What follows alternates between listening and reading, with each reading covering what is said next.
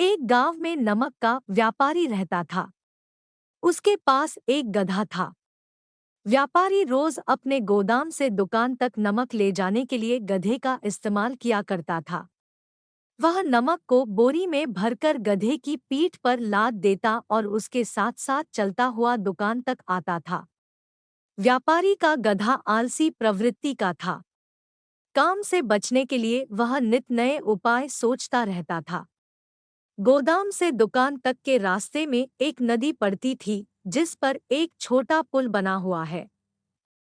एक दिन नदी पर बने पुल पर चलते समय अचानक गधे का पैर फिसला और वह नदी में जा गिरा। नदी के पानी से नमक की बोरी भीग गई। जब तक व्यापारी ने गधे को पानी से निकाला, तब तक बोरी में भरा बहुत सारा नमक घुल चुका था। गधा जब चलने लगा तो उसे बोरी का भार बहुत कम महसूस हुआ और वह खुश हो गया। उसने सोचा कि अपने ऊपर लदा बोझ हल्का करने का ये बहुत बढ़िया तरीका है। अगले दिन वह जानबूझकर नदी में गिर पड़ा। नमक पानी में घुल जाने से बोरी का वजन फिर कम हो गया। उसके बाद से वह हर रोज ऐसा ही करने लगा।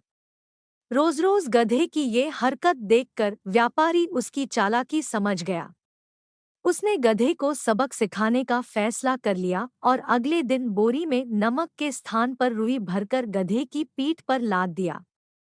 रुई हल्की थी।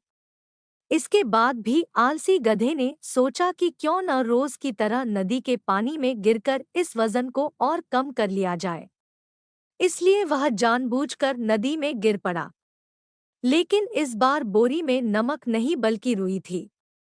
पानी में भीगकर रुई का वजन कई गुना बढ़ गया। गधा जब उठकर चलने को हुआ तो इतने भारी बोझ से उसका बुरा हाल हो गया।